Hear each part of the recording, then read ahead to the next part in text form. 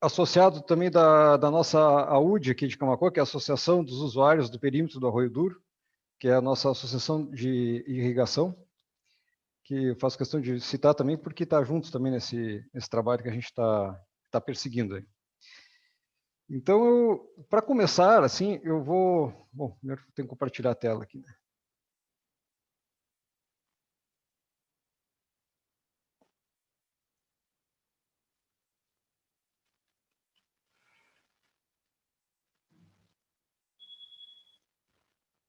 Tá, dá para ver, Odoir?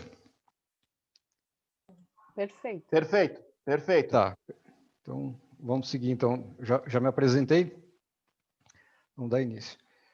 Eu gostaria de contextualizar, assim, porque, como caso o Gilson mesmo, que é um excelente pecuarista e produtor de soja também do Planalto, assim, e acho que grande parte do grupo que a gente convive na Federacite tem uma vivência de cultura, cultivo de sequeiro em solos altos, assim, na serra, no Planalto, nos campos de cima da serra.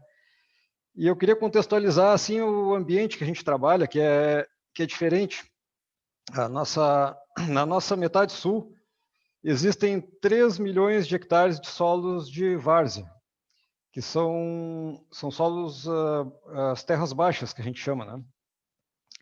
Que elas, até não muito tempo, eram ocupadas basicamente com arroz e pecuária. Desses 3 milhões de hectares, tem 1 milhão de hectares utilizado com a cultura do arroz, e agora já fazem, dá para dizer, em torno de 10 anos que pegou força a soja, entrando como alternativa de rotação de cultura. E está nos trazendo uma série de benefícios, assim, de redução de custo, a questão de uso mais eficiente da nossa infraestrutura. Nós temos tido uma situação mesmo assim de fazer colheita do arroz no mês, iniciando em fevereiro, final de fevereiro, em março, e abril a gente fica com as colheitadeiras disponíveis para soja. Esse é um exemplo e vários outros fatores assim que está se conseguindo uma boa sinergia, assim, fazer um uso. E para contextualizar assim, um número nosso aqui também, assim, dessa questão de expansão da soja, aqui na nossa associação do perímetro do Duro, nós temos uma capacidade de irrigação de 18 mil hectares de arroz. E por 2 anos, a soja foi aumentando ao longo desses anos. Assim, o cultivo de soja não é exatamente novo aqui na região. O que é novo é a proporção que ele tomou, assim. E só para vocês terem uma ideia, o ano passado, dentro do perímetro, foram cultivados 16.500 hectares de arroz contra 18.800 de soja, que a soja ocupando um espaço importante. Então, a questão de diversificação de renda foi um fato bem importante na nossa região aqui. Por muito tempo, 35% da colheita do arroz era comercializada em 2 meses somente, em março e abril, que era o vencimento das contas principais dos agricultores. Isso aí se distendeu ao longo do ano. Esse mercado perdeu essa pressão porque a maioria dos produtores está fazendo caixa com soja também. Isso foi um impacto interessante que aconteceu. E a questão agronômica, né? Melhoria de solo que a gente está conseguindo, a questão de poder trabalhar adubação de sistema, principalmente com a integração com a pecuária, né? Um sistema no qual pode cultivar soja, fazer pastagem no inverno nessa mesma área e, na sequência, entrar com o arroz.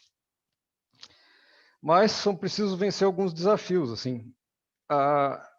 Como eu dizia, a questão de contextualizar, assim, que como nós trabalhamos em Campos Baixos, o pessoal deve achar estranho que a gente tem uma obsessão pela palavra drenagem, que eu coloquei em vermelho, até porque foi o nosso maior desafio, assim, para a ocupação da várzea toda do Rio Grande do Sul, sempre foi pautada por essa situação da drenagem.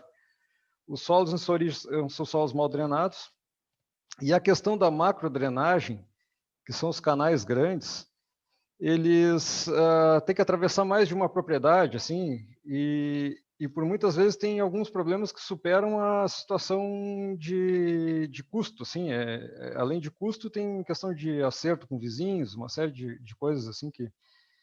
O caso do nosso perímetro, que é um sistema coletivo, nós temos uma certa facilidade nesse aspecto, porque como se trata de maneira coletiva, é bem mais fácil de equacionar essa questão. E a questão de microdrenagem também, que se evoluiu bastante em termos de melhorar a correção de relevo e a questão de fazer drenos mais bem locados, mais próximos, inclusive, a gente está conseguindo superar esse desafio. Então, essa situação aqui essa foto é do dia 13 de setembro deste ano, e ali é uma lavoura que vai ser cultivado soja. Essa cena está sendo cada vez menos frequente, está superando esse tipo de problema, mas ainda acontece eventualmente. A solução que a gente está encontrando, que já vem se trabalhando há bastante tempo, é essa questão dos drenos. A gente tem que fazer drenos grandes para poder escoar essa água e não causar problemas, né, com o nosso cultivo. Aqui um exemplo da questão de microdrenagem, né, que a gente faz vários drenos pequenos desses para manter o solo o mais seco possível, né? Bom, a partir daí, com o avanço da soja, entra outra questão que nos desafia, que é ter estabilidade de produção. Porque na várzea a gente já vem produzindo soja. Eu mesmo cultivo soja há 10 anos. Na região já tem relatos assim, coisa de 40 anos de soja, mas sempre a gente com aquela questão do risco, né? E aí a questão da drenagem já superou em grande parte essa questão do risco, mas outros desafios pela frente, né? A questão de cultivares adaptados é uma coisa que evoluiu bastante. Eu, assim, recordo que quando a gente só tinha Brag e outros materiais parecidos, assim, era muito difícil. Elas eram muito sensíveis. E hoje em dia a gente já conta com uma gama boa de variedades com tolerância a encharcamento, com uma série de requisitos assim que nos facilitam e estão nos propiciando o aumento da produtividade. E a questão da irrigação é outra fronteira que a gente vê com simpatia assim de caminhar, que a gente tem, se a gente tem um desafio desafios na várzea, mas nós temos uma grande oportunidade que é a água, né? Os nossos sistemas de irrigação próximo às lavouras de soja, a gente sempre tem algum canal de irrigação, tem oferta de água, e isso é uma coisa que nos move assim a seguir nesse caminho. A partir daí surgiu a possibilidade da gente participar do Projeto Sulco. O Projeto Sulco se reuniram várias empresas, a Embrapa, o professor José Parfit, que puxou digamos assim, organizou a coisa, e se juntaram a GCO, a Trimble, a Pipe BR, a Centeno Consultoria, e se botou a rodar esse projeto.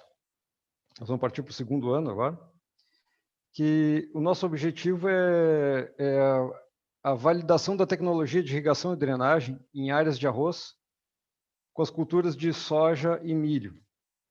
Bom, o projeto consiste a primeira etapa dele, como é uma irrigação por superfície, que é com o uso de micro camalhões, a questão de correção de relevo, que nós chamamos de suavização.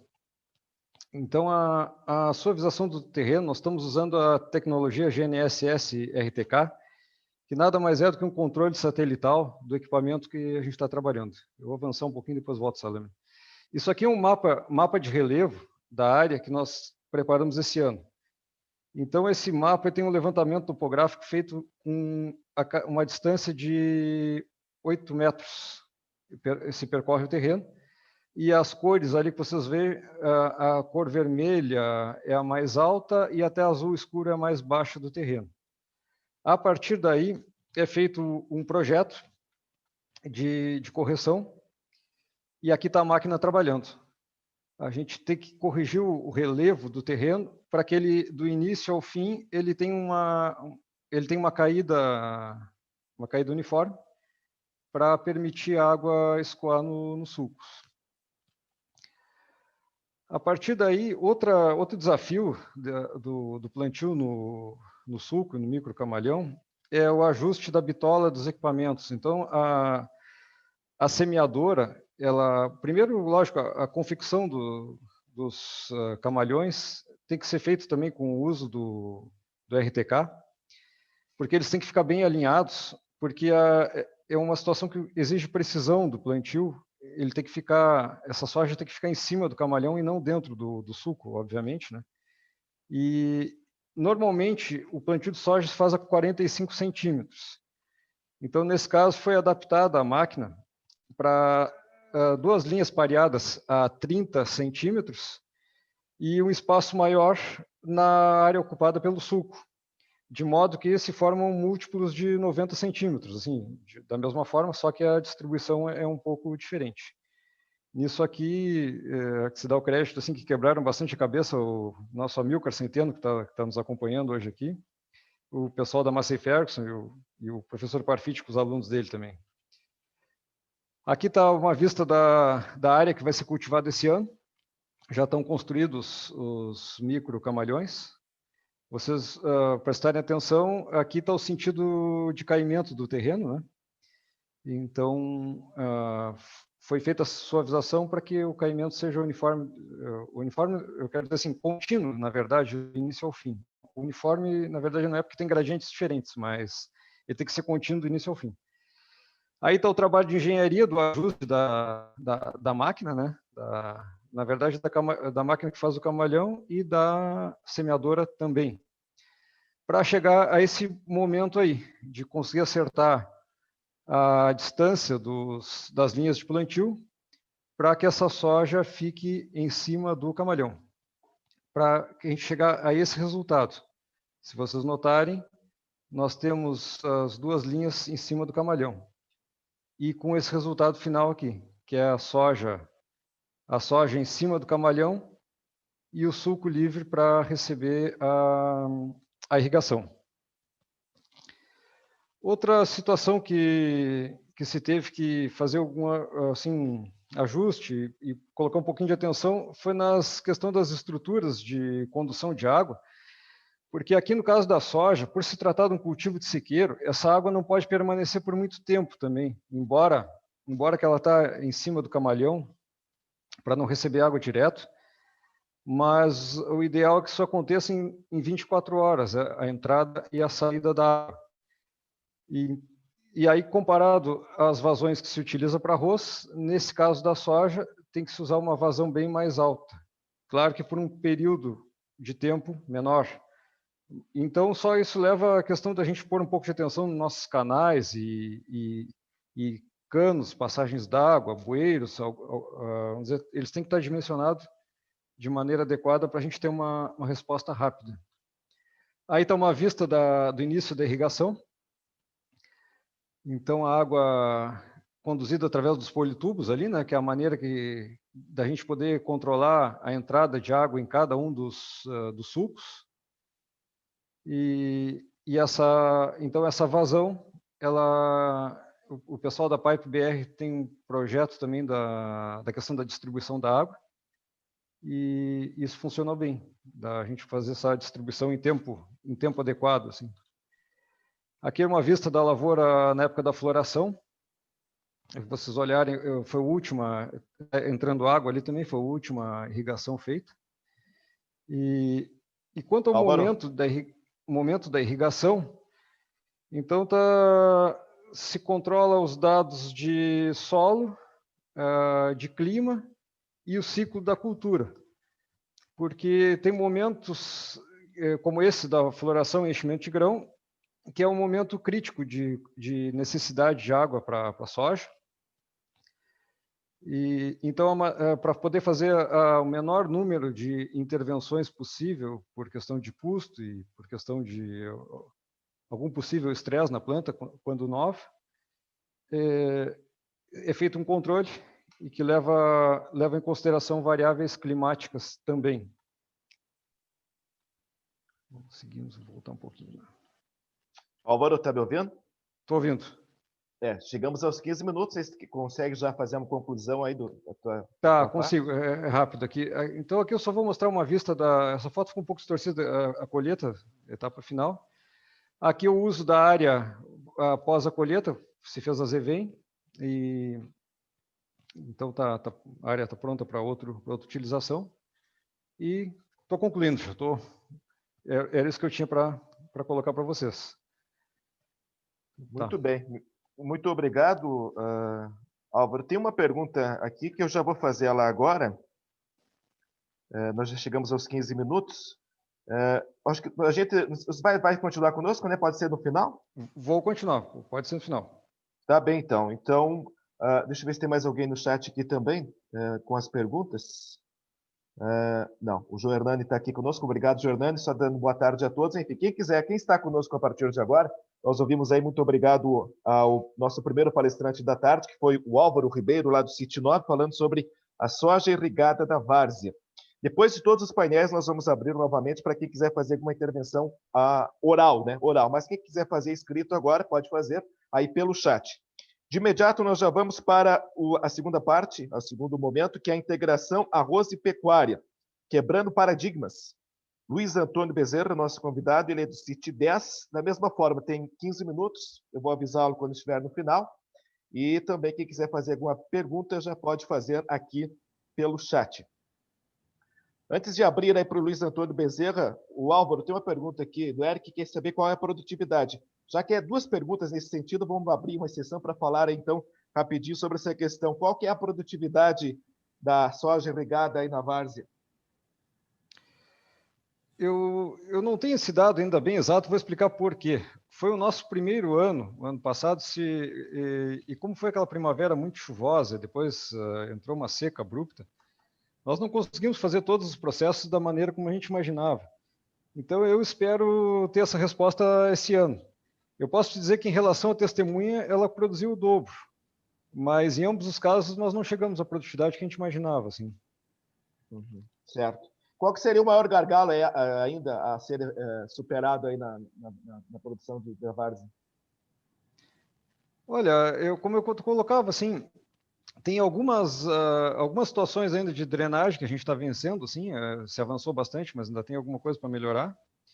E a questão da irrigação, no nosso caso aqui, está sendo um aprendizado, né? Então, eu imagino que esse ano a gente já vai ter resultados interessantes.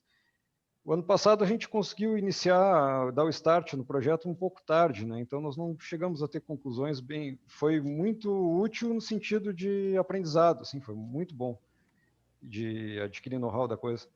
Mas eu acho que a soja na várzea, trabalho que a gente está desenvolvendo é a descompactação, que a gente tem feito bastante levantamento, assim, os levantamentos estão dando solo compactado.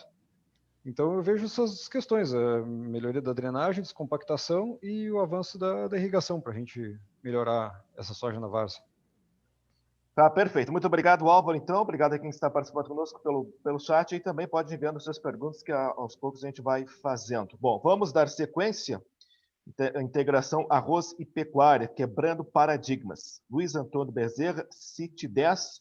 São 5h29 agora. Quando chegar aos 12, 13 minutos, eu comunico e a gente vai conversando. Bem-vindo aqui também. Muito boa tarde. Boa tarde. Por favor, me digam se o meu som está chegando bem aí. Está ótimo. Então, vamos continuar. Inicialmente, vamos saudar aos participantes dessa live, especialmente as mulheres representadas pela dona Marta, pela Cristiane e outras produtoras citianas, e aos colegas produtores, ao nosso presidente e aos demais integrantes do CITES e outros interessados nos temas que estamos tratando nessa tarde. O porquê da integração arroz e pecuária? Porque se vê falar sempre integração lavoura e pecuária. Mas a integração da soja com a pecuária já é consolidada. E a questão do arroz sempre foi um paradigma. minha experiência, tenho que antecipar a apresentação falando que eu não tenho formação técnica, minha formação sou bacharel em Direito e formado em Administração de Empresas. E a maior parte da minha vida eu trabalhei no comércio, mas sempre tive ligado à pecuária. E dentro da empresa que eu participava, era muito difícil a integração do arroz com a pecuária, porque havia conflito, que a pecuária prejudica o arroz, e o arroz é o negócio principal. As nossas terras, aqui nessa região aqui das várzeas de Camaquã, a maior aptidão é o arroz, e o arroz sempre foi o negócio mais rentável. A não ser alguns anos atrás, até o ano passado, nós tínhamos alguma dificuldade. Claro, daqui para frente, baseado nesse ano, e que nós chegamos acima de R$110 a saca, vai ser covardia estabelecer qualquer tipo de comparação.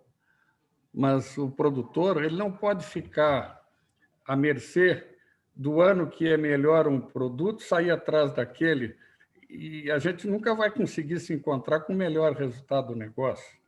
Então, a gente tem que estar preparado para montar um portfólio que tenha sustentabilidade para a terra e sustentabilidade econômica.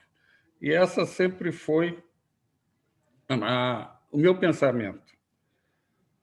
Por quê? Eu não admitia que, no inverno, as nossas terras ficavam praticamente desocupadas, as terras de arroz. E os nossos colaboradores com pouco serviço. E o patrão não tendo nada para fazer. Então, a opção nós teríamos que ter uma lavoura de inverno. E essa lavoura não podia ser outra que uma lavoura de pasto. E é assim que a gente está encarando a integração da pecuária com arroz, fazendo uma lavoura de pasto. Bom, nós preparamos um vídeo que vai ser apresentado agora em seguida, eu acredito, mas eu queria ainda acrescentar alguns detalhes, que é muito importante se falar em rentabilidade do sistema. Eu trabalho numa área de 960 hectares, onde 62% é cultivado com pastagem no inverno. Mas a renda do meu negócio ela é 50% do faturamento bruto vem da pecuária. E os outros 50% estão repartidos entre a soja e o arroz. Essas minhas pastagens têm custo variável, porque as pastagens de segundo, terceiro, quarto ano não sofrem muita intervenção. Às vezes uma dessecação, às vezes nem isso, às vezes se colocar uma ureia. A gente nunca descuida da adubação. Uma vez um colega meu de sítio, há anos atrás, disse assim: mas, ô Bezerra, o que tu faz nessa tua pastagem para ela ter presença aqui? O pessoal nessa época está sem pastagem.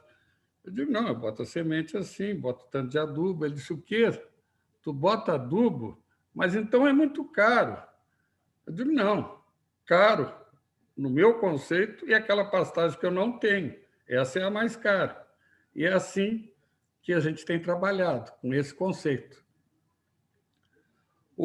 Eu tenho pastagens aqui que me custaram R$ 788 por hectare de desembolso, como tem pastagem que gastei R$ 268. Eu tenho um custo médio em toda a minha área de pastagem de inverno de R$ 585 por hectare. E a gente trabalha com animais jovens, que estão sendo comercializados a R$ 8 o quilo. Então, nós podemos falar em 73 quilos de boi por hectare de custo. E a produção nessa entre-safra de verão, vamos dizer, no inverno, é em torno de 200 a 300 quilos por hectare de produção de carne.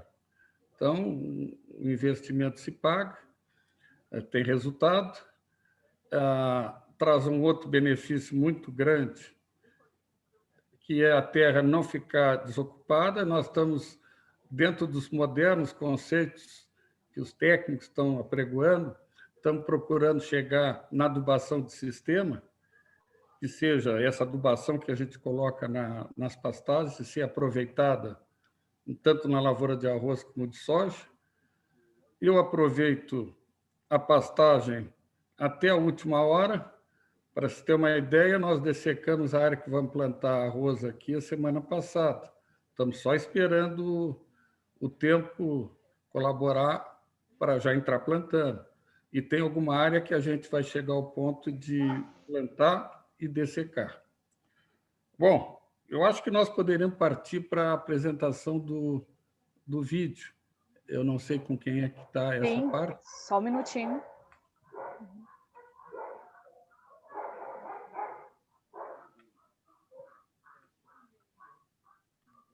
Aqui na Fazenda Bocanha, eu sou o Luiz Bezerra, sou membro do CIT 10 já há mais de 30 anos. Aprendi muito com o CIT, grande parte do que eu pratico na propriedade vem do CIT, e mais recentemente através dessas consultorias. Estou aqui muito bem acompanhado do Wagner Semencato, que é o consultor que tem nos dado assessoria dentro desse programa do Juntos para Competir, já há bastante tempo, e temos obtido resultados muito satisfatórios e principalmente quebrado paradigmas. A propriedade são 960 hectares, onde 50% é cultivado com arroz e soja, e os outros 50% fica com pecuária no verão, mas durante o ano todo, do inverno, é todo com pecuária. Esse é o tipo de gado que nós gostamos de trabalhar. Mais de 50% é produção própria e o resto é comprado através de parceiros, são nossos fornecedores. E o abate acontece até menos de completar 2 anos. Essa é a idade de abate. Vamos pensar em reduzir as idades de abate. Esse é um dos programas, dos projetos que a gente estava conversando e tratando disso hoje. A propriedade, a receita, 50% da receita vem da pecuária e os outros 50% da lavoura. O arroz é o nosso principal negócio, tudo em função do arroz. E daqui para frente, com as expectativas de preço, mais ainda, nós não podemos nos entusiasmar. Nós temos que ter regularidade.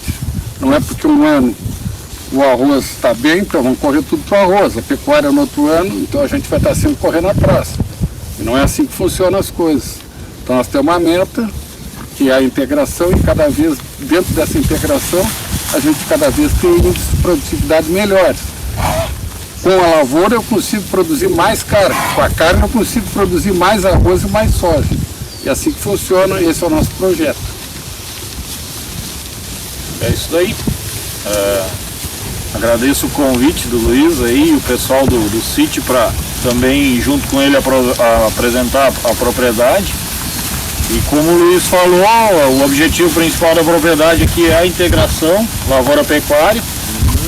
E com essa integração que já vem decorrente de vários anos aqui dentro da propriedade, a gente tem conseguido obter excelentes produtividades aí, né? Saindo de uma produtividade média que teve e foi na região por muitos anos aí de 140 sacos de arroz, hoje atingimos aí patamares de 210 sacos de arroz dentro da propriedade, né? E com excelentes animais aí, atingindo os 2 objetivos da propriedade, que é a produção de grãos e carne numa grande eficiência e com uma situação de economia também e ambiental, que também se visa muito aqui dentro da propriedade.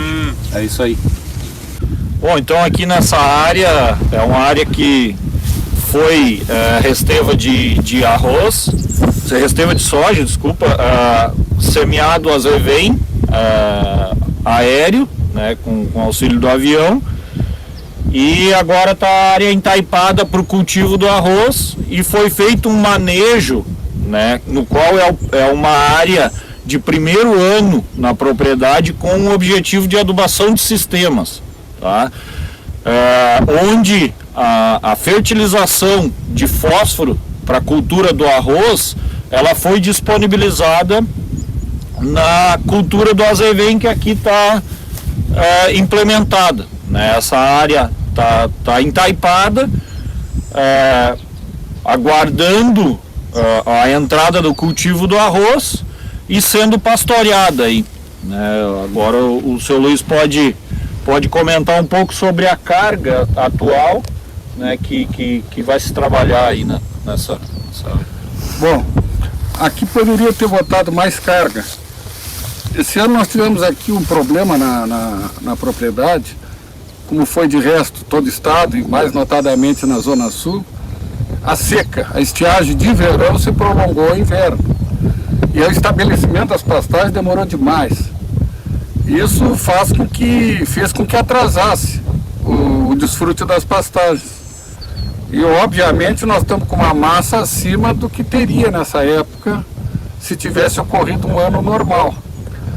Mas, como nós estamos aqui com uma deficiência hídrica em Camaquã, que provavelmente não sei se a gente vai conseguir plantar toda a área que está planejada, essa área está sendo deixada para ser plantada depois, mais tarde, lá para início de outubro, para metade de outubro. E a carga está sendo ajustada para chegar lá com menos massa, para chegar no ponto ideal de dessecar. Então hoje nós estamos com 650 quilos de carga e a partir de amanhã deverá ser ajustada para perto de 1 tonelada por hectare, de 1.000 quilos de boi por hectare peso vivo. E assim mesmo eu acredito que seja pouco, pela massa que tem na área. Talvez seja uma carga ideal nesse momento se fosse em torno de 1.200, 1.250 quilos. Ah? E essa área especificamente onde nós estamos fazendo a tomada, nós estamos perseguindo aquela meta de adubação de sistema. Então nós estamos com um talhão aqui experimental de 20 hectares, no qual já foi providenciada a adubação da lavoura de arroz, principalmente do fósforo, já está pronto aqui nessa área. Quer dizer que na plantadeira ela vai entrar só com a semente. Eu quero repartir com os meus colegas de sítio a nossa experiência aqui na Fazenda Bocanha da integração da lavoura com a pecuária, quebrando paradigmas. E isso proporcionado pela essa assessoria que a gente tem da integração da lavoura e pecuária. Aqui nós estamos vendo uma área que tem um trevo com 7 anos de implantação. E já tivemos lavoura de arroz em cima, fizemos 2 anos de soja e o trevo não termina, tá? Está muito forte, com uma excelente nodulação. E falando aqui com o Wagner, ele acha que uma das explicações da sobrevida do trevo branco, talvez seja pelo nível de fósforo, que nós devemos estar aqui perto de 20 pontos, é bem superior à média da região. Isso a gente obteve com essa integração, com rodízio, arroz, soja e pecuária. Aqui nessa área, as partes estão prontas, dá para ver. Daqui uns dias, nós vamos dessecar e vamos estar plantando o arroz, a lavoura de arroz desse ano. E nós estamos aproveitando com gado até a última hora.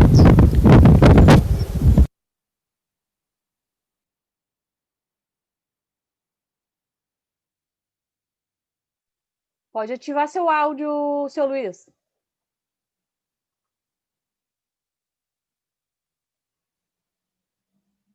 O senhor toca na sua tela que o senhor vai aparecer o microfone ali que o senhor ativa o seu áudio. Agora deu. E agora? Sim. Ok. Bom, então acho que já posso concluir dizendo de uma grande satisfação de estar aqui apresentando a nossa experiência.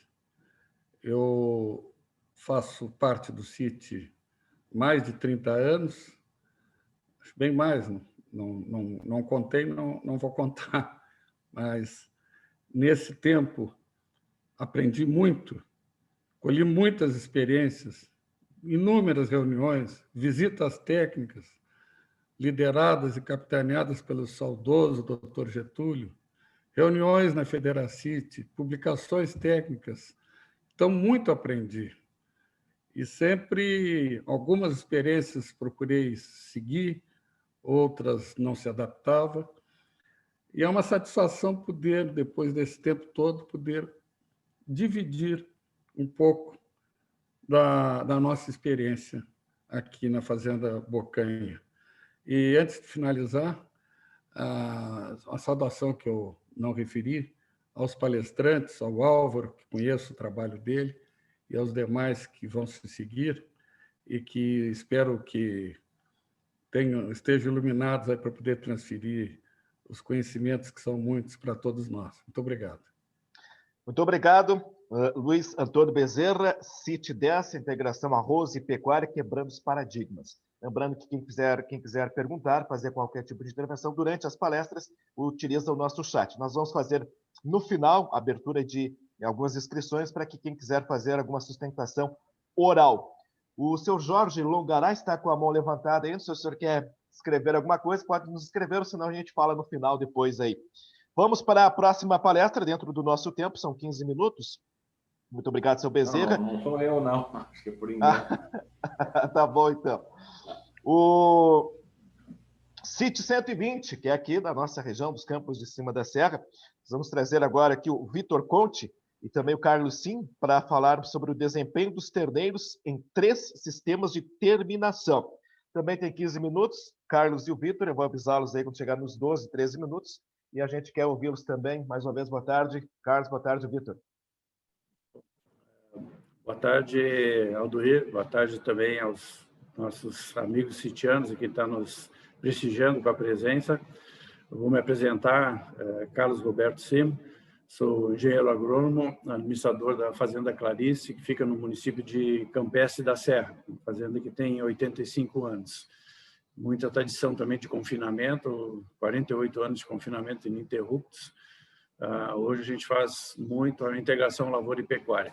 E um pouco de silvicultura também, uma experiência aí com as araucárias. Então, eu também sou presidente de uma associação, a Aproxima, Associação dos Produtores Rurais de Campo de Cima da Serra, da qual o sítio que eu pertenço, 120, foi a célula inicial e que ajudou a formar a Aproxima. Também é importante salientar, como os nossos outros palestrantes já se referiram, nós temos também o apoio aqui do programa Juntos para Competir, uma parceria então do SEBRAE, do SENAR e da FARSUL. E na nossa região aqui nós temos um programa que chama Carne Gourmet, onde a cadeia toda está integrada. Então, o produtor está recebendo assistência, os varejos de carne estão recebendo consultoria e também os restaurantes.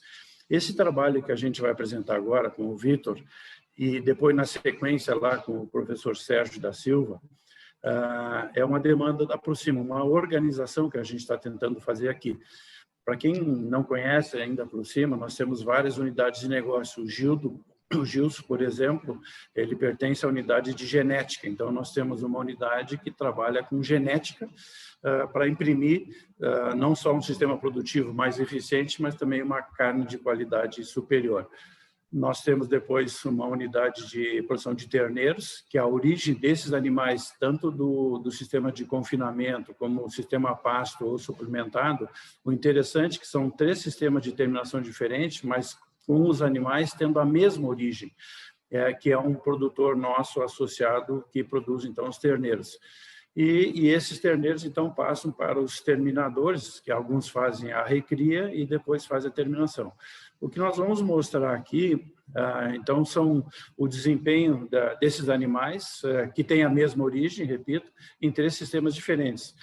O objetivo não é tanto, agora nós vamos ver algumas planilhas, mas o objetivo não é tanto mostrar esses números das planilhas, mas basicamente é ver o que a gente está fazendo de controles, porque o que nós vamos apresentar hoje é a intenção, e vai servir de uma espécie de referência, o indicador, para que no ano que vem a gente possa mostrar um trabalho na sequência disso que foi feito aqui. Porque vocês vão notar que existem diferenças muito significativas em animais que têm a mesma origem, o mesmo trato sanitário e o mesmo manejo de alimentação. E essas diferenças que a gente observa nos 3 sistemas, nós achamos que isso pode ser diminuído consideravelmente. O desempenho dos animais foram bons, né? Nós tivemos que a maioria dos nossos animais, com 13 e 14 meses, passaram dos 200 quilos de carcaça, mais de 90%. Então, nós achamos que o desempenho foi bom. Mas tanto eu, que vou mostrar um número de confinamento, quanto o Vitor vai mostrar no sistema de pasto suplementado, nós achamos que esse desempenho pode ser melhor.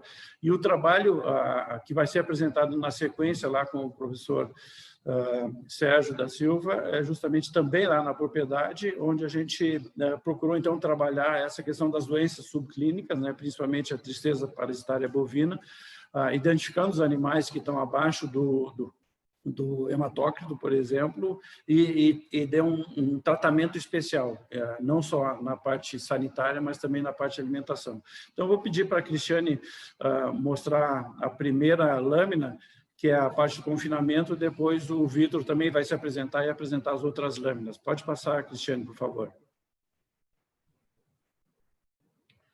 Então, vocês observam, não se preocupe tanto, porque é uma lâmina grande, mas eu só quero mostrar assim, no caso dos animais confinados, essa lâmina dos confinados, os animais têm a mesma origem, vai aparecer também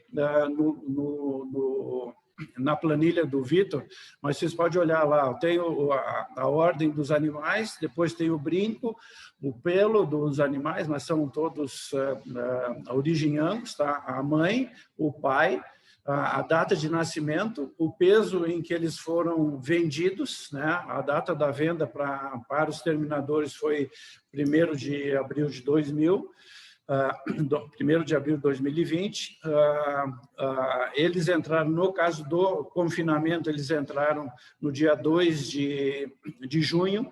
Nesse período, é uma particularidade também que eu gostaria de dizer, nós aqui no Rio Grande do Sul e no Campo de Cima da Serra não foi diferente, tivemos aquele período de seca muito intenso, porque o nosso sistema, tanto o meu como do Vitor, os terneiros entram no sistema, vão para a pastagem para fazer a recria e o aumento de peso, para depois terminar no confinamento. Esse ano nós fizemos diferentes, porque todos os animais que foram desmamados, todos os terneiros, eles receberam uma suplementação de feno de Tifton, com uma suplementação de ração. Então, houve um custo muito elevado. Durante esses 60 dias, entre a compra e a entrada no confinamento, eles ganharam muito poucos quilos, só 3 quilos, basicamente. Então, vocês podem ver aí nos números, muito rapidamente, né, que houve uns animais que tiveram um desempenho bem grande. Depois, a lâmina final, eu vou fazer um resumo disso aí. Então, vou passar agora para o Vitor, que vai falar um pouquinho do sistema dele, e depois das 2 lâminas que vêm a seguir, nós vamos fazer um pequeno resumo aí desse trabalho. Vitor. Bom, pessoal, boa tarde. É uma honra, né? Muito obrigado pelo convite em poder estar humildemente compartilhando aqui informação. Bom, algumas características, né? Só para me apresentar, eu sou médico veterinário e eu tenho a questão da produção de alimento meio que como filosofia de vida, assim. Então, eu acabei adquirindo uma propriedade, né? Hoje são 2 propriedades, pequenas propriedades, mas são áreas separadas que a gente tem. E eu tenho a fama de ser o eterno descontente, né? Então, eu estou sempre procurando aperfeiçoar o sistema. Como o Carlos falou, uma primeira questão que é fundamental, dentro desse sistema você tem que ter um criador muito bom, né? Então, até para registrar, esses animais vieram lá da propriedade do Fernando Baggio, tá?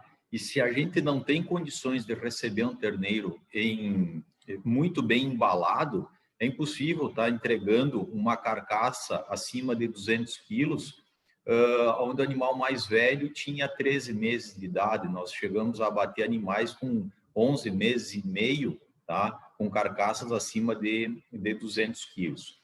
Mas, afinal, o que foi feito lá na propriedade? Em primeiro lugar, numa área, eu tenho uma estrutura onde eu consigo suplementar.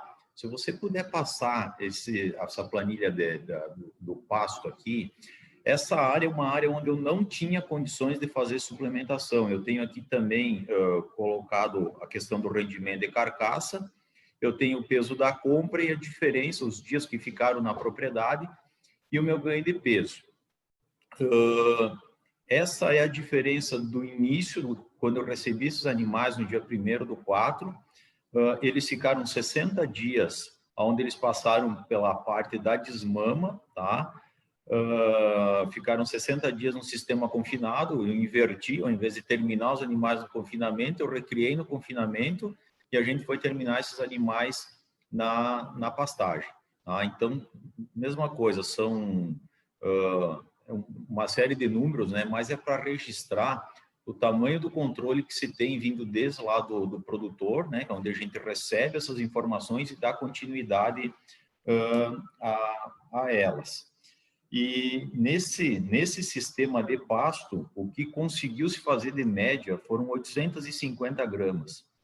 E eu estava muito descontente com isso, porque a pastagem, apesar de não utilizar mais uma semente qualquer, a gente investe hoje numa semente de qualidade, eu acredito que esse desempenho ele tinha que ter sido melhor. Tá? E o que aconteceu? Quando esses animais foram comprados, eu tive um surto de tristeza nesses animais, inclusive com a morte de 4 animais, porque dentro de um confinamento, esses animais não mostram sintoma. Tá? Eles estavam muito bem hoje, no outro dia, simplesmente em 24 horas, a hora que deu para tratar, salvou. Mas em 24 horas, teve perda de 4 animais num lote de 80.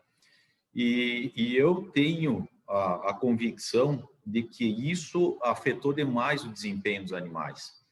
Eu não posso acreditar que com a estrutura que se tinha lá, eles iriam desempenhar dessa forma. Então, eu quero acreditar que para a próxima temporada a gente vai andar melhor, tá? Muito melhor em relação a isso. Então, esse lote de pasto, tá? Pode mudar a planilha, faz favor, Cristiano. A gente teve uma média de 850 gramas, e nesse lote suplementado, que eu acho que aqui tem uma grande oportunidade, esse lote teve um ganho de 1,3 kg, 1,370 kg. Tá? Esses animais, apesar de saberem comer, eles no começo, a hora que saíram de dentro do confinamento e foram para o pasto, eles tiveram uma dificuldade. A suplementação ela era exclusivamente à base de grão úmido. Eu fiz uma silagem de grão úmido. Milho, né? E quando eu fui visitar algumas propriedades, eu tinha um quê com uma técnica que eu enxerguei, na verdade, num tambo de leite, e eu ficava pensando, eu poderia hoje alojar muito mais animais na pastagem de inverno, eu tenho mais espaço, eu não faço isso porque eu não tenho área nenhuma para colocar esses animais na hora do plantio, eu tenho 100% da área ocupada com lavoura. Ou é lavoura ou é mato, ou seja, não tem uma área de nativo para tirar esses animais ou fazer algum tipo diferente de manejo. Então, eu acabo adaptando a minha lotação conforme a capacidade do confinamento. E depois eu vou estar mostrando, se a Cristiane quiser ir passando as fotos para mostrar para vocês o que foi inventado. Eu copiei, né? Não vou dizer que fui eu que inventei, foi copiado uns carrinhos onde eu consigo fazer com cada carrinho desses a suplementação de 25 animais. E eu consigo circular com eles, inclusive lá na propriedade, eu não estou trabalhando com eles emendados ainda, mas esses carrinhos a gente consegue, pela técnica, pode colocar o vídeo, Cristiane, para rodar. Esses carrinhos, como eles estão aí, a gente consegue emendar 10, 15 carrinhos desses. Eles têm 12,5 metros de comprimento, tá? Então, eles comem de lado a lado. Eu consigo suplementar 25 animais com um espaço de 50 centímetros de coxo linear nesses carrinhos aí. e eu posso ter num lote quantos animais forem. Eu circulo com eles, tá? Engata no trator, eu posso engatar até 10 carrinhos desses aqui, vou até o silo, abasteço os carrinhos e levo até onde os animais eles estão. Então, esse aqui era o lote dos animais que estavam suplementados, tá? Tiveram um desempenho bem interessante, esse desempenho de 1,3 kg, eu acho que foi interessante, mas a gente teve um comprometimento muito grande por uma questão de tristeza subclínica desses animais, tá? Uma outra questão que também as pastagens esse ano, sempre tentando inovar, deixou a desejar, porque no último tratamento da soja, a gente resolveu largar a semente do azevém. Pode ir passando as fotos, do Cristiano, por favor. A gente resolveu largar a semente de azevém através daquela linha verde, desses pulverizadores de tratamento. E nasceu muito bem. Foi um troço que andou de uma maneira... Esses são os animais no dia do carregamento, tá? Andou muito bem, nasceu muito bem o azevém, tá? Foi espalhado a semente, quando lourou a soja, caiu essa folha e o azevém ele nasceu muito bem. Nós pegamos 20 dias de um sol que, assim como nasceu, morreu, tá? Comprometeu demais, aí a gente ficou pelo meio do caminho. A gente não sabia se a gente replantava, não replantava, e a gente ficou com as pastagens muito ruins. Então, eu também vejo que a questão do desempenho dos animais, ela ficou comprometida por isso. Pode passar as outras fotos, Cristiane, por favor. Esses aqui são os animais exclusivamente de pasto. Os anteriores eram os animais suplementados, e esse aqui é um lote de animais que foram terminados exclusivamente a pasto. A gente recebeu esses terneiros inteiros, tá? Vocês podem ver que eles estão inteiros, e eu faço já há tempo que eu trabalho só com a imunocastração, tá? Então, faço as 2 doses de imunocastração, inclusive com esses animais dentro do confinamento, quando eles vão para o confinamento, com um comportamento muito bom, assim, sem problema de sonomia e tudo mais. Então, todos esses animais estavam imunocastrados. Vitor? Pois não. Última lâmina e já encerramos, Aldoir. Tá bem, então. Pode passar a última lâmina, só. Então, só para concluir, né, o que nós queremos fazer no próximo ano? Nós vamos pegar esses dados que nós achamos que os animais podem melhorar o desempenho e tentar criar um sistema de produção, quer dizer, um protocolo de produção desde a produção do terneiro, passando na recria e na terminação, levando em consideração, então, a alimentação e também a questão da sanidade e o controle das doenças subclínicas. Só um resumo bem rápido nessa planilha, os animais de pasto em cima, né? O animal que teve menor ganho médio diário durante 157 dias ganhou 554 gramas. E o animal de melhor desempenho ganhou 1,185 kg, uma diferença de 631. Se os animais têm a mesma origem, mesmo tratamento, praticamente a mesma genética, né? Então, essa diferença aí ela é acentuada. Nós achamos que dá para diminuir essa diferença, e esse é o desafio para o próximo ano. Na segunda coluna ali, são os animais suplementados, né? Então, nós tivemos 2 animais que ganharam, os que menos ganharam foram 1 quilo. Vamos ver que esse sistema foi o melhor deles, né? E o animal que mais ganhou foi 1,385 kg. Então, a diferença foi menor, né? E na outra coluna ali, os animais confinados desde a compra até a venda foram 129 dias, o animal que menos ganhou foi 640 e o animal que mais ganhou foi 1,290 kg, uma diferença de 650 gramas. E, por fim, a última coluna ali, animais confinados do confinamento à venda. Então, não tem aquela 60 dias da recria.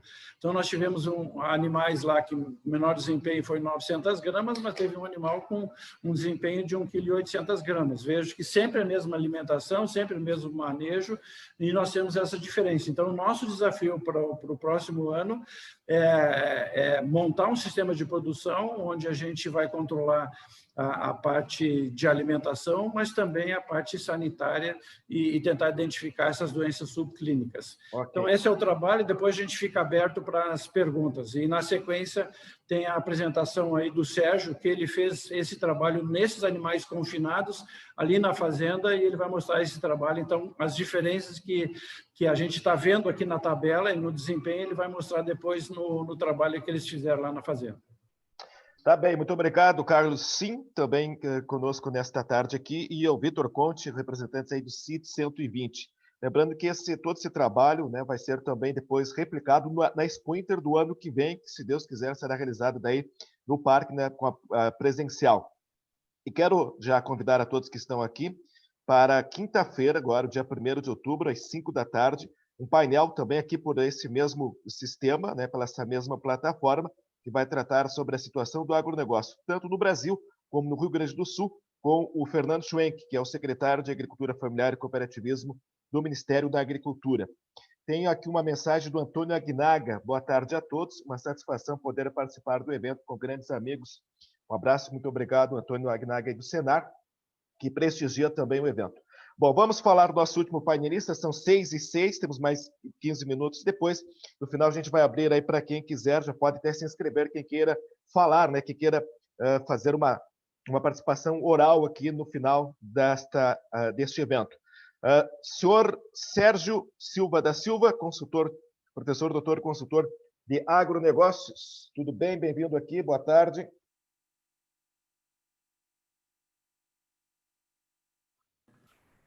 Boa tarde a todos. Olha, que satisfação imensa, né, estar com vocês aqui e perceber entre amigos. Eu não vou nominar todos, mas parabéns ao Duir, parabéns Cristiane, parabéns Marta pela organização do evento, Carlos sim.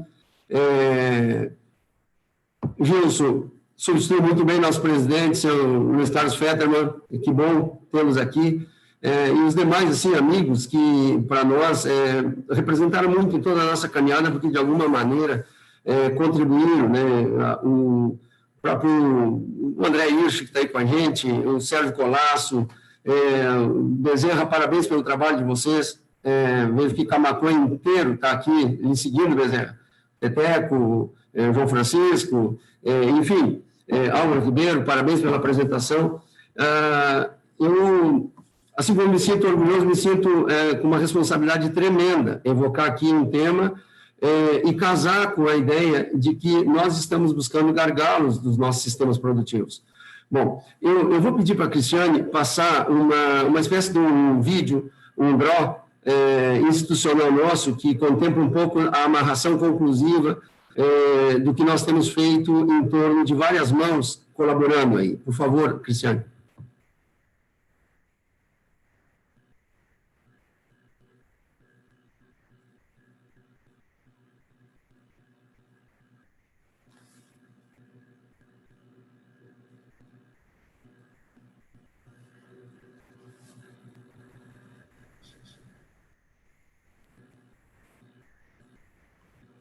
Só um minutinho.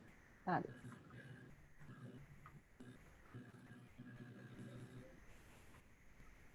Pecuária de corte no segmento de recria e terminação de novilhos precoces a pasto em confinamento tem sofrido perdas por doenças subclínicas e desequilíbrios nutricionais.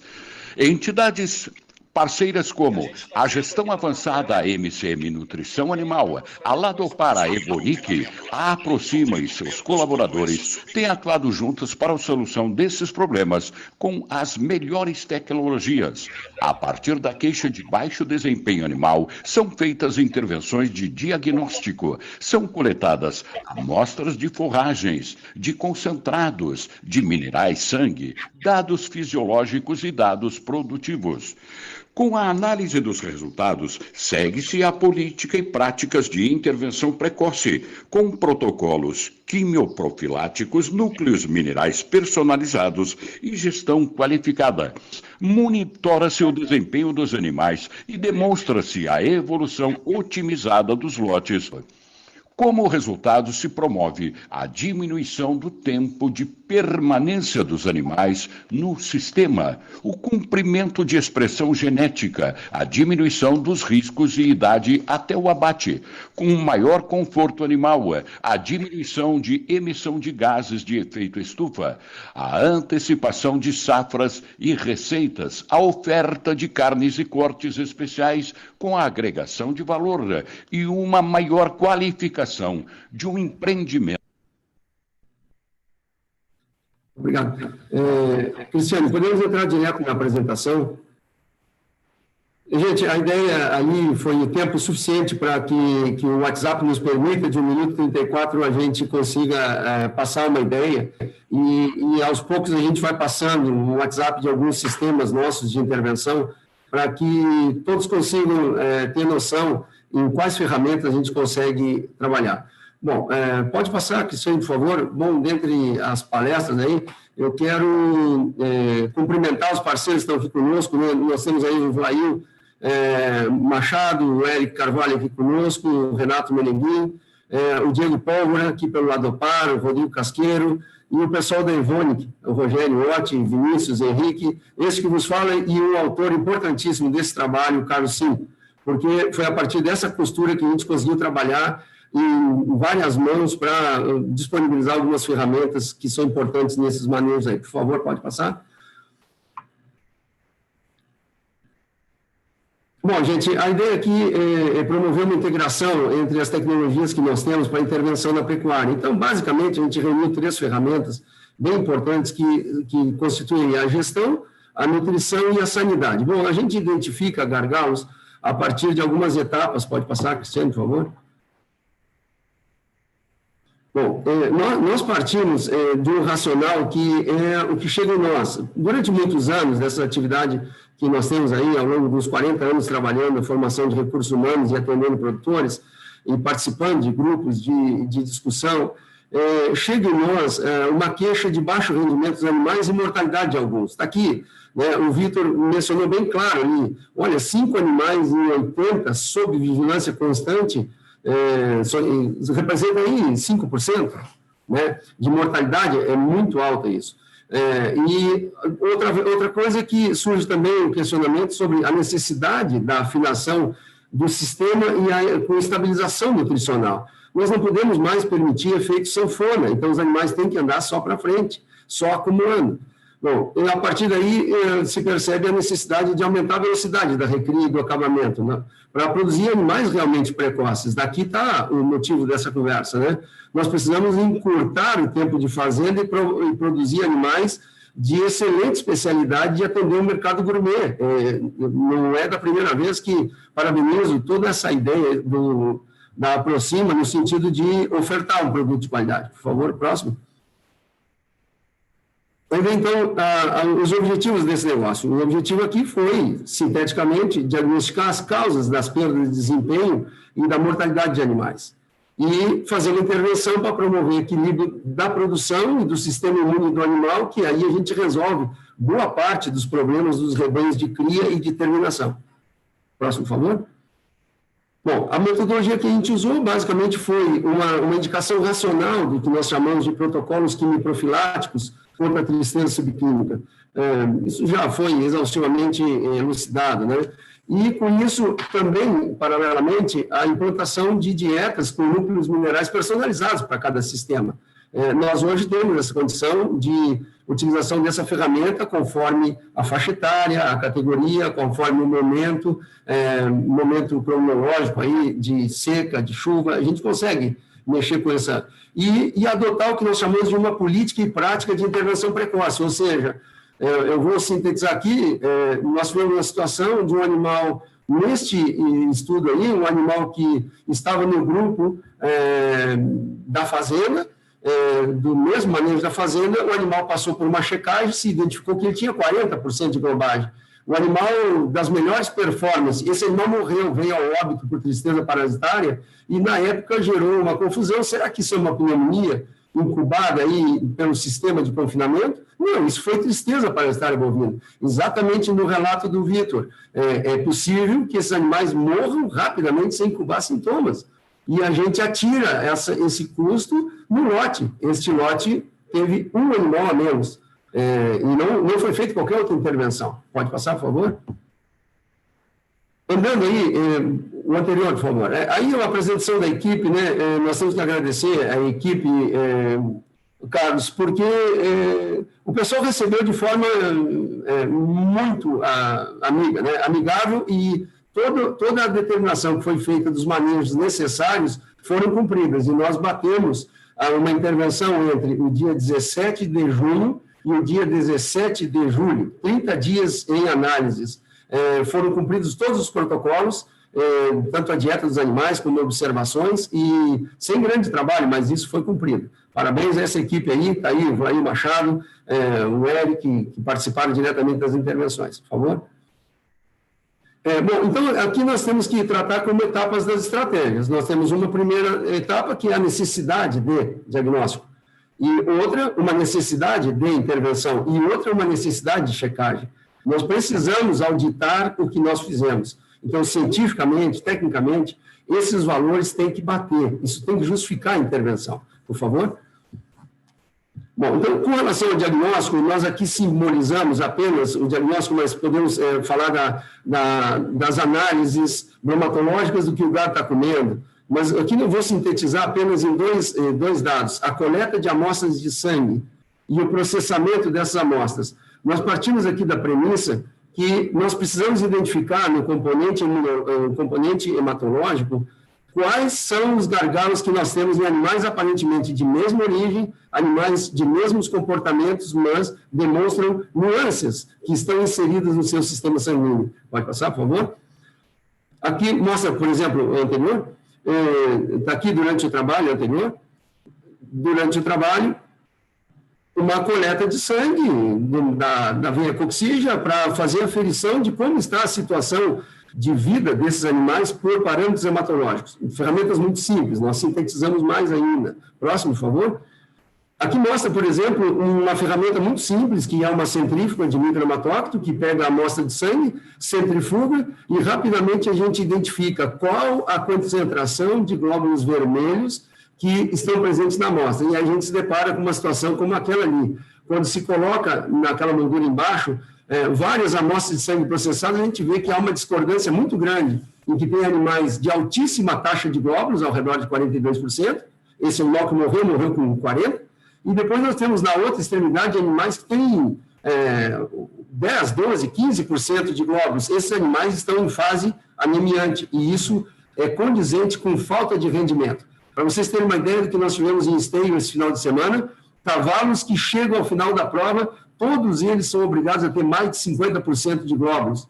Cavalos que tiveram abaixo de 30% não competiram na prova final, porque não tem rendimento. Eles ficam nas credenciadoras perdidos. Bom, então, só para entender que esse é um parâmetro extremamente importante, é apenas um que a gente utiliza para aferir o sistema. Pode passar? Quando a gente fala em exame hematológico, nós estamos dizendo isso aqui, ó, a gente examina a globagem. Naquele detalhe à direita, tem um caso do animal com 42% de glóbulos. Obviamente, esse animal no coxo, nesse sistema que o Vitor mostrou, pode ter 1,7 kg, 2 kg de ganho no dia. E um animal que está lá na rabeira, na culatra, como a gente diz, animais de fundo, ele com 15, 22, esses animais estão ganhando 600 gramas no mesmo confinamento. 600, 700 gramas no máximo de GMD. Pode passar, por favor? No momento que a gente detecta, é necessária uma intervenção. Neste caso específico, nós acertamos com um caso, sim, parte remota e parte presencial, que nós faríamos uma intervenção. Nós separamos de um lote de 45 animais, 5 animais tinham problemas hematológicos sérios, problemas de rendimento sérios. E esse compôs um grupo de animais que a gente tratou com a mesma silagem, os mesmos 15 quilos de silagem, e enquanto o grupo do procedimento da casa, da fazenda, usava os mesmos 15 quilos de dieta mais o mineral comercial, esses animais nossos levaram a mesma comida, tomaram uma injeção de um protocolo quimioprofilático da dobradinha que vocês conhecem e usaram núcleos orgânicos minerais que nós chamamos de blends. São ingredientes moldados para atender a necessidade daquela categoria. De animais, por exemplo, que estão com problemas hematológicos e imunológicos, nós reforçamos a imunidade dele e a recuperação sanguínea rapidamente por esse mecanismo. Pode ir adiante? Bom, na próxima etapa é a checagem. Então, nós checamos o hematócrito, a globais dos animais, o ganho médio diário, o Carlos sim nos passou todas as pesagens desses animais, o tempo de fazenda nós medimos pelo momento que eles foram para o abate, o peso ao abate e a qualidade da carcaça, o rendimento da carcaça e assim por diante. Pode passar? Bom, nossa surpresa, em verde, vocês estão vendo os animais do manejo da Fazenda Clarice. São os animais que estavam com hematócrito de 33 de média, eles foram mantidos com o mesmo manejo da Fazenda Clarice, ao final de 30 dias, no dia 17 de julho, eles foram aferidos e eles continuavam praticamente com a mesma concentração de glóbulos no sangue.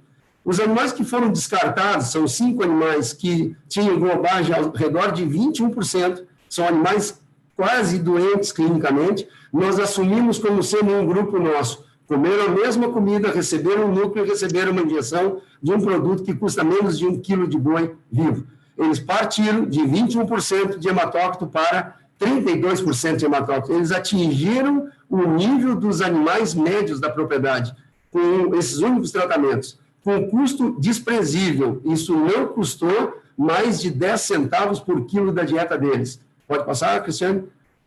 O que a gente evidenciou? Anterior? O que a gente evidenciou? Na linha vermelha, o grupo vermelho foi esse tratado como o grupo da gestão avançada e da MCM. Eles subiram, eles dispararam o aumento do hematócrito em praticamente 60%. Então, quem tinha 10 passou a 16, quem tinha 20 passou a 32. E o grupo da Fazenda Clarice, que não recebeu esse tratamento, eles perderam 0,3% da globagem original. Eles partiram com 33 e chegaram com 32. Perderam 0,3%. Vamos aos ganhos de peso. Próximo slide, por favor, Cristiane. Aqui nós notamos, nós tivemos em verde o GMD, marcando 1 quilo à esquerda. Os animais partiram do manejo da Fazenda Clarice. Os melhores animais que nós tínhamos na fazenda naquele momento, dentro do confinamento, partiram de 1,220 kg e chegaram na aferição de 1,250 kg ao final de 30 dias. Os animais sequelados, os animais que tiveram que sofrer intervenção, partiram de um GMD de 300 gramas por dia e eles chegaram ao final de 30 dias com um recorde de 2,30 kg. Esse foi o resultado. Nós promovemos isso. Agora, para sintetizar, pode passar, por favor? Isso tem um significado mais ou menos assim. Na Fazenda Clarice, animais que entraram no sistema dia 2 de julho, quando a gente começou a aferir, eles entraram com 294 quilos, com GMD de 1,25 kg, 82 dias na fazenda, e eles saíram com 397. Um animal que valeu ao mercado comum aí de R$ 2.820. O grupo que nós pegamos sequelados, que não começou com 294 quilos, mas eram animais que estavam sequelados, o grupo da gestão avançada em MCM, ganharam 2,02 quilos por dia. No mesmo período, eles chegariam a um potencial de 461 quilos. Um animal que agregaria R$ 452 por carcaça. Ou seja, 16% mais desenvolvimento nós teríamos sem nenhuma perda com esse tipo de protocolo. Avante, por favor. O que sintetiza naquele videozinho. O que nós temos de conclusões e efeitos desse trabalho? Nós tivemos uma melhoria da eficiência digestiva. O núcleo promoveu melhor absorção dos nutrientes, promoveu a aceleração da recuperação dos animais que tinham globagem de 21, chegaram a 32, promoveu a melhoria do ganho de peso de 300 gramas para 2,30 kg e promoveu, com toda certeza, um fortalecimento imune que eles conseguiram se manter estáveis e não adoeceram e não morreram. Um animal do grupo da Fazenda Clarice morreu de uma hora para outra sem sintomas. Nós melhoramos, então, em síntese, a saúde dos animais com este blend e com esta injeção, que é uma bengala química, aplicada uma única vez no mês. Nós tivemos diminuição do tempo de fazenda. Mostramos aí para vocês que aqueles 82,5 dias de média, nós aceleramos esses animais. Tivemos uma aceleração do desempenho, pelo aumento do ganho de peso. Isso significa sobra de energia, melhor maciez, melhor marmoreio, precocidade e acabamento de luxo que o mercado gourmet espera na região metropolitana e nas outras cidades. Tivemos antecipação de safra, nós conseguimos acelerar para que eles ganhem mais peso e que eles antecipem a safra, e esse dinheiro gira mais rápido, a receita é antecipada. Com isso, nós diminuímos o risco. Boi que está no gancho morto não morre na fazenda. Isso significa antecipação de safra e significa diminuição de riscos. Nós tivemos diminuição da emissão de gases de efeito estufa, com o intestino funcionando harmonicamente, com os suplementos que estão na dieta, esses animais fermentam menos, fermentam por menos tempo e diminuem o efeito estufa. Essa é a voga do negócio que o Carlos tem defendido diariamente, quando mostra aos consumidores de carne que animais produzidos dessa forma, embora confinados, eles estão produzindo menos. Nós estamos sequestrando, de alguma forma, esse carbono. Para concluir, isso significa, lá na fazenda, Clarice, uma melhoria da gestão do sistema. Nós dominamos esses números, nós enxergamos remotamente. Só para vocês entenderem, o Sérgio não colocou os pés dentro da Fazenda Clarice ainda. Vamos colocar no momento de fazer a degustação de carnes especiais, conforme nos acordamos com o Vitor e com o Carlos Sim e toda a equipe aí. Gente, eu agradeço a todos por aqui, fico à disposição para perguntas e gostaria muito que a gente conseguisse fazer uma síntese, uma amarração conclusiva, como nos evidencia sempre a necessidade, o nosso amigo, o pessoal do Senar, o Agnaga, o pessoal do Juntos para Competir, isso que nós temos que fazer. Ganhei no dia, atuação sem cachê, hoje nós temos um grande dia de trabalho e vamos sair daqui melhores com essa pandemia. Um abraço, muito obrigado a todos. Muito obrigado ao Sérgio, portanto, Sérgio Silva da Silva, consultor de agronegócio, e essa experiência na Fazenda Clarice, a tristeza parasitária bovina subclínica. Bom, nós temos algumas perguntas e temos aqui inscrições também. Nós temos mais poucos minutos ainda. A Marta vai falar também, mas antes deixa eu fazer aqui uma pergunta. A gente agora pode falar. Quem quiser falar pode se manifestar aí. Se eu não conseguir visualizar, a Cristiane me avisa aqui. Mas tem uma pergunta que está escrita aqui que eu acho que é para ti, Carlos, ou nessa última ou para ti ou para o Vitor. É o Fernando Cunha que pergunta aqui. Sobre os 3 sistemas de produção, a pasto com suplementação e confinados, gostaria de saber o custo de aquisição, os preços de venda e os custos em cada sistema por cabeça. São 3 perguntas numa. Tá. Estão me ouvindo? Sim.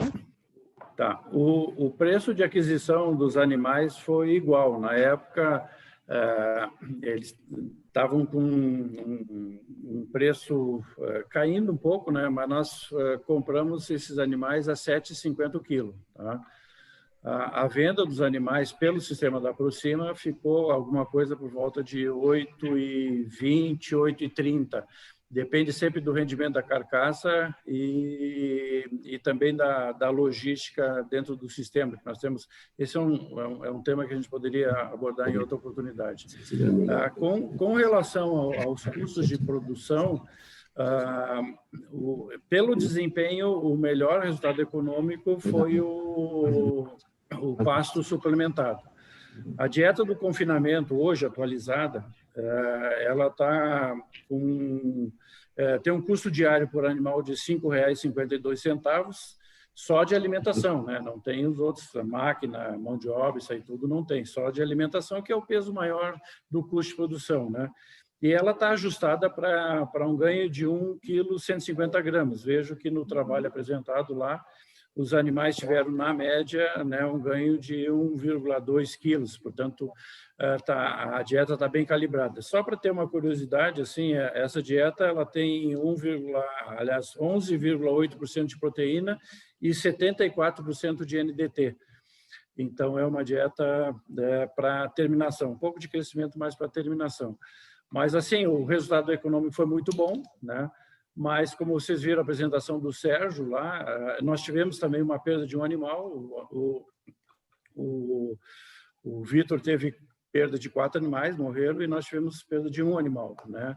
Mas houve uma diferença significativa entre indivíduos, né? E isso a gente pretende corrigir. Então, eu gostaria de fazer só mais uma colocação que o Sérgio comentou. Nós colocamos essa demanda dentro do programa Juntos para Competir e já está previsto uma oficina com o Sérgio, onde ele vai explanar essa questão das doenças subclínicas, principalmente na tristeza parasitária bovina, e depois está previsto uma consulta individual em cada uma das propriedades. Então, nós gostaríamos de apresentar esse trabalho ano que vem. Eu vou passar a palavra para o Vitor, que ele quer fazer também uma colocação. Só queria trazer um número, que é o seguinte, ó, se a gente pegar a diferença entre aquilo que os animais ganharam a pasto suplementados, eu tive uma diferença de 300 gramas, tá, comparando os 2 lotes. Isso aí dá R$ 2,40 pelo preço de venda. E eu tive um custo de suplementação, esse meu grão úmido. Essa é uma discussão que eu sempre tinha dentro de casa, né? Mas se eu vendesse esse milho, eu tenho um preço de milho que é um preço comercial, eu poderia ter faturado ele. Eu trabalho com o custo de produção dele. Então, esse milho dentro do bag, ele custou R$ 27,00. Foi o que ele custou pelo custo de produção, a produtividade que eu tive na lavoura, mais os R$ 3,00 por saco, que foi o custo do maquinário, mais os R$ 1.000, R$ 1.200 que custa a bolsa para 1.500 sacos de milho, né? Cada bag custa isso aí. Então, a operação de suplementar estava dando R$ 1 a mais por dia, R$ 1 limpo, tá? Perfeito, então. Sérgio Júnior pergunta aqui, o clima invernal influencia a ponto de considerar comparado com as demais estações? Seu microfone está desligado, Sérgio, por gentileza.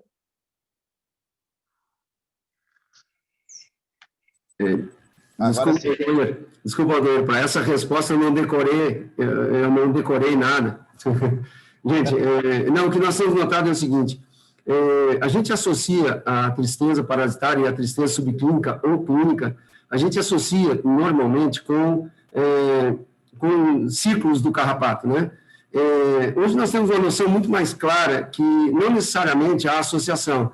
O que existe de fato é o seguinte, é uma tendência genética de animais extremamente vocacionados para a produção e com níveis de resposta imune muito baixos. Ou seja, os animais estão ficando mais sensíveis. E aí nós temos uma situação que se tornou rotina. Quando, independentemente de inverno e verão, as condições de ambiência são suficientes para desencadear algumas doenças imunossupressivas.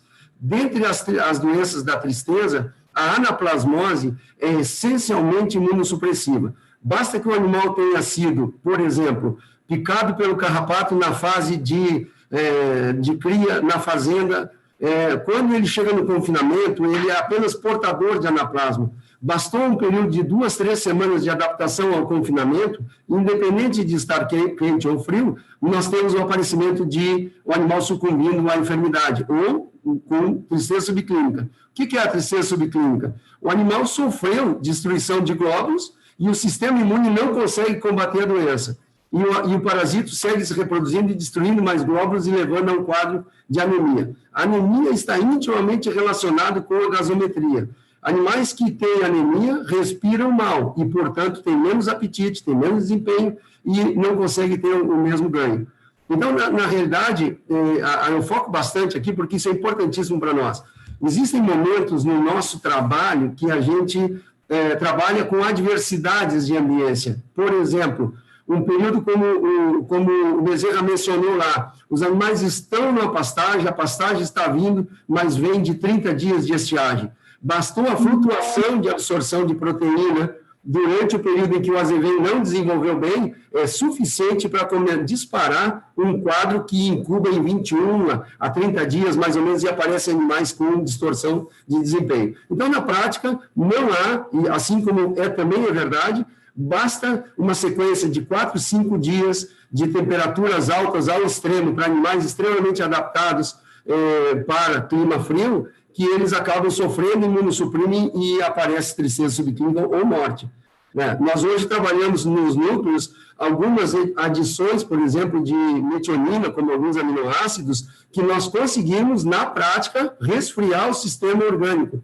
Então, nós conseguimos baixar 2, 3 graus no sistema orgânico e a percepção do calor não é tão intensa. É evidente que esse animal imunossuprime menos e mantém o ritmo da dieta e, portanto, mantém o aproveitamento dos alimentos. É mais ou menos isso. E, realmente, não há como se dizer que é exclusivamente dependente de clima. É extremamente variável. Perfeito. Muito bem. Marta Guazelli. A baixa resistência orgânica dos animais que acaba sofrendo supressão. Liga seu microfone que vamos ouvi-la também, porque nós temos mais perguntas aqui, já estamos encaminhando para o encerramento. Lembrando a todos que na quinta-feira nós vamos falar aqui às 5 da tarde sobre o agronegócio, o cenário do Brasil e aqui do Rio Grande do Sul, com o Fernando Schwenk, do Ministério da Agricultura. Boa tarde, Marta. Boa noite, já quase aqui. Boa tarde a todos. Eu quero cumprimentar e, ao mesmo tempo, agradecer a participação de todos os palestrantes dessa tarde, que foi muito rica. E quero registrar aqui a presença do Fetterman, que está nos acompanhando. O Fetterman teve um probleminha de saúde hoje, pediu para o Gilson e nós aqui da equipe de trabalho aqui organizarmos e fazermos essa tarde o sucesso que foi, que chegamos a ter 52 participantes. Eu quero dizer que o Fetterman está conosco aqui, isso é muito bom, e que deixo com o Alduir para as considerações finais. Eu acredito que seja para encerrar, não sei se tem mais alguma pergunta, mas aproveito aqui para agradecer e saudar a todos e reforçar o convite para a participação de todos na quinta-feira, às 17 horas, onde ouviremos o Fernando Schwenk, representando o Ministério da Agricultura, que vai nos permitir alguns questionamentos e alguns esclarecimentos e, quem sabe, uma visão do que vem por aí para o nosso Rio Grande do Sul. Muito obrigada a todos. Alduir, é contigo. Muito obrigado, Marta. Mais uma vez, então, como a Marta disse, agradecemos a todos. Não sei se alguém tem mais alguma consideração a fazer, tá? Ainda temos um minuto aí para o encerramento, mas, então, na quinta, dia 1º de outubro, às 5 horas da tarde, no mesmo sistema aqui, quinta-feira às 5 está aí o convite, com o mesmo mecanismo de hoje, agricultura e cooperativismo no Brasil e também no Rio Grande do Sul. Com o Fernando Schwenk, secretário da Agricultura Familiar e Cooperativismo do Ministério da Agricultura. O pessoal pode se inscrever lá pelo site da Federacite. Quem não está inscrito já lá, porque pelo grupo do WhatsApp todos vão receber o link. Eu acho que é um momento importante. O agronegócio brasileiro vive um bom momento, foi um dos setores beneficiados, se der para dizer assim, com a pandemia, e é importante que a gente tenha alguém do governo federal, da autoridade que tem o Schwenk, para dar uma ideia de projetar o que será esses próximos 3 meses que tem pela frente, o ano que vem. E com a Expo Inter, se Deus quiser, no ano que vem, a Expo Inter também apresentando esses trabalhos que foram hoje aqui mostrados pelos sitianos. Gente, um abraço a todos, uma boa tarde e até quinta, então nos encontramos todos aqui a partir das 5 horas da tarde novamente. Um forte abraço.